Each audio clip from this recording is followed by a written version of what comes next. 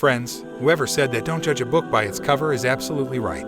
Let me tell you a true story. Dear brothers and friends, today's story is not just a story, but it also holds a lesson that will bring you joy and refresh your faith. It will show you that there are people in this world who may appear as sinners in the eyes of society, but in the sight of Allah, they are greatly honored. Sultan Murad IV, the Sultan of the Ottoman Empire from 1623 to 1640, would often anonymously go into the midst of the people and see their state. One evening, he felt an uneasiness in himself and the urge to go out. He called for his head of security and out they went. They came to a busy vicinity and found a man lying on the ground. The Sultan prodded him, but he was dead and the people were going about their own business. Nobody seemed to care about the dead man lying on the ground. The Sultan called upon the people. They didn't recognize him and asked him what he wanted. He said, "Why is this man lying dead on the ground and why does no one seem to care? Where is his family?" They replied, "He is so-and-so, the drunkard and fornicator." The Sultan said, "Is he not from the Ummah of Muhammad? Now help me carry him to his house." The people carried the dead man with the Sultan to his house, and once they reached, they all left. The Sultan and his assistant remained. When the man's wife saw his dead body, she began weeping. She said to his dead body, "May Allah have mercy on you, O friend of Allah. I bear witness that you are from the pious ones." The Sultan was bewildered. He said, "How is he from the pious ones when the people say such and such about him? So much so that no one even cared he was dead." She replied, "I was expecting that.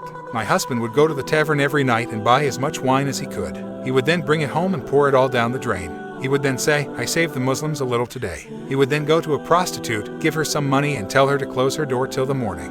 He would then return home for a second time and say, 'Today, I saved a young woman and the youth of the believers from vice.' The people would see him buying wine and they would see him going to the prostitutes and they would consequently talk about him.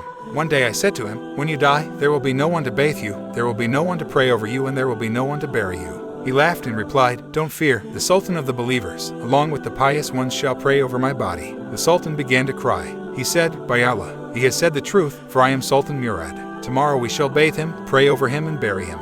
And it so happened that the Sultan, the scholars, the pious people, and the masses prayed over him.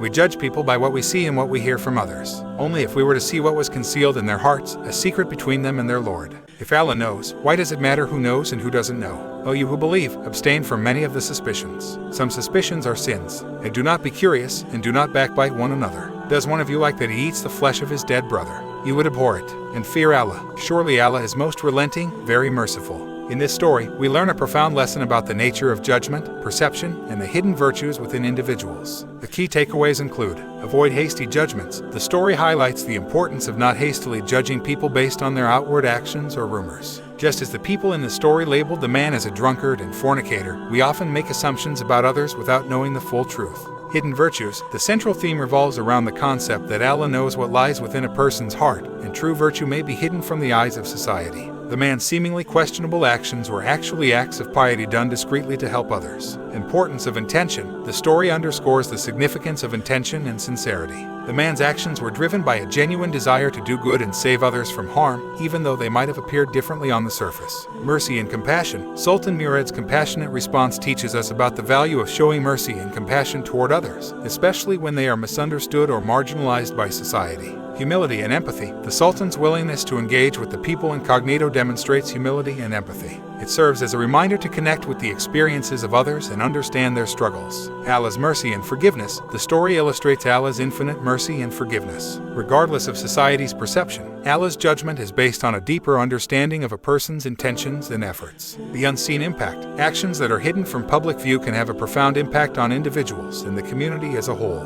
The man's discreet acts of goodness contributed positively to the lives of others. Unity and brotherhood. The story shows the unity and brotherhood that can emerge when people come together, regardless of their background or reputation, to fulfill a shared purpose of honoring and burying the deceased. Reflecting on one's own judgment. The story encourages readers to reflect on their own tendencies to judge others based on appearances and rumors. It prompts self-examination and introspection.